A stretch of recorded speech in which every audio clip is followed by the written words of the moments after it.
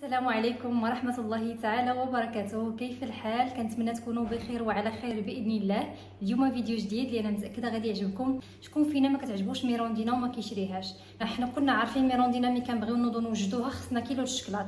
غنوجدها معكم بواحد الطريقه اقتصاديه بزاف. في هذه التكنيك خديتهم من لاباتيسري، داكشي اللي كنعرف نديرو. كنتمنى انكم تشوفوا الفيديو لان متاكده غادي ينال الاعجاب ديالكم. وندوزو نبداو على بركه الله مع طريقه التحضير. اول حاجه غادي ندوزو نوجدوها هي الجينواز اللي خصنا نستعملو فيها بيض كيكون بدرجه حراره الغرفه. عندي 5 الحبات ديال البيض، 150 غرام ديال السكر، ما يعادل 30 غرام في كل بيضه، رشيشه ديال الملح مع شويه ديال الفاني. وكنطلع كل شيء حتى كيصبح اللون ديالو ابيض ناصح، والخليط ديالنا كيتضاعف الحجم ديالو. هنا كندوز فواحد الزلافه عندي 150 غرام ديال الدقيق، زدت عليها 5 غرام ديال الخميره الكيميائيه ما يعادل غرام في كل بيضه. كيف ما كتشوفوا الخليط ديال البيض والسكر ضاعف الحجم ديالو.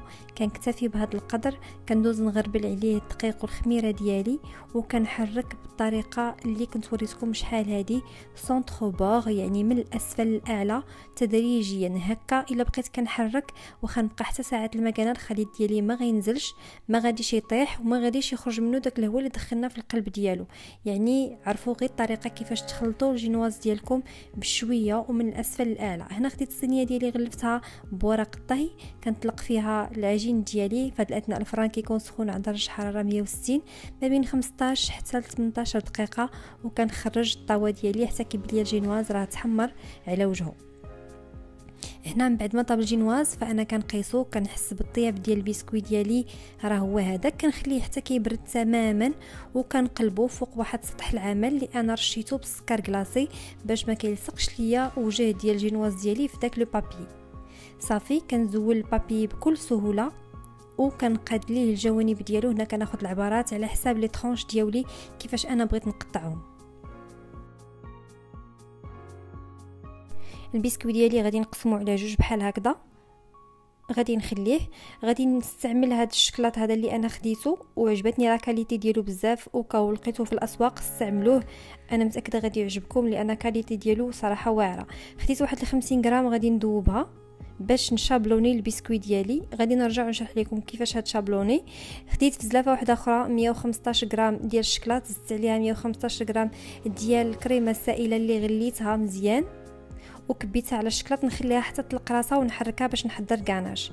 هنا غادي ندوز النصف ديال البسكوي ديالي وغادي نغطيه بديك الكميه القليله ديال الشكلاط باش انني ما نحتاجش نغطس الميريندينا ديالي في الشكلاط، لان الجينواز كتشرب وغتهز ليا كميه كبيره. انا استعملت هاد الطريقه ديال البسكوي جوكوند اللي كنحضروا به الاوبيرا. كنديروا شابلوناج بواحد الكميه اللي كتكون قليله د الشكلاط وكنغطيوه من التحت باش ما كيخرجش السيرو من البسكوي. هاد الطريقه ديال الاوبيرا استعملتها في ميريندينا باش ما تهزش كميه كبيره ديال الشكلاط.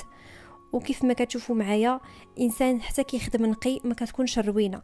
قلبت البسكوي ديالي على الجهه الاخرى، كنحيد هذاك ليكسيدون او داك الزائد ديال السكر كلاصي وكندير الكاناش ديالي اللي انا وجدتها وشدت راسها رجعات بحال النوتيلا. كندهنها بالتساوي وكنضيف طرونش الثانيه فوق الطرونش الاولى اللي انا غطيتها بالكاناش.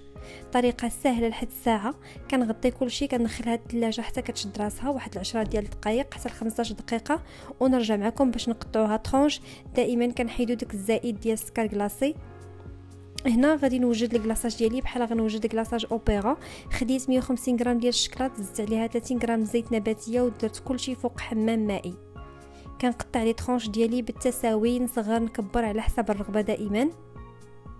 هاد الطريقه سهله واللي زوين فيها ما كتهش الشكلاط بزاف، اقتصاديه بواحد الدرجه اللي هي كبيره والنتيجه كتكون اكثر من رائعه. شوفوا معايا هنا لا فينيسيون من التحت، يعني ما غتشديش لي طرونش ديالك وتغطسيهم في الشكلاط وتهزي منها الروينه، منها كيهزو كميه كبيره ديال الشكلاط. صافي غادي نبدا نكلاصي لي طرونش ديالي. هنا تقريبا الوحده ما هزتش ليا اكثر من 2 معالق كبار من الكلاصاج اولا من الشكلاط اللي وجدنا.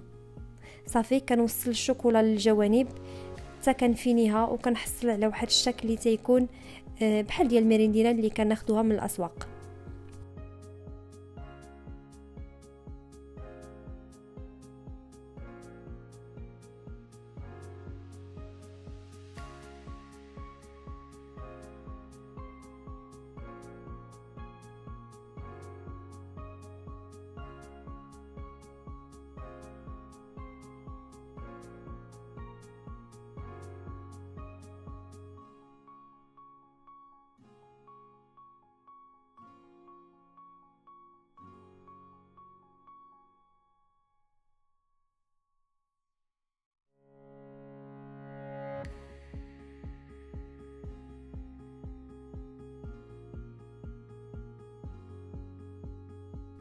هنا غادي ندخل لي طرونش ديالي يبردوا حتى كيشدوا راسهم. بطبيعه الحال الشكلاط اللي طاح لينا على البابي حتى كنخليوه يبرد وكنفرتوه وكنعاودو ندوبوه نستعملوه مره اخرى. بطبيعه الحال حتى شي حاجه ما كتضيع. هنا دوب شويه ديال الشوكولاته السوداء درتها في كورني وكنديروا تزيين على شكل الاصلي ديال الميريندينا. نتمنى انكم تجربوها وتشوفوا معايا الشكل ديالها كيفاش جا داير. هذا الوقت غتحتاجوها الوليدات. بسم الله.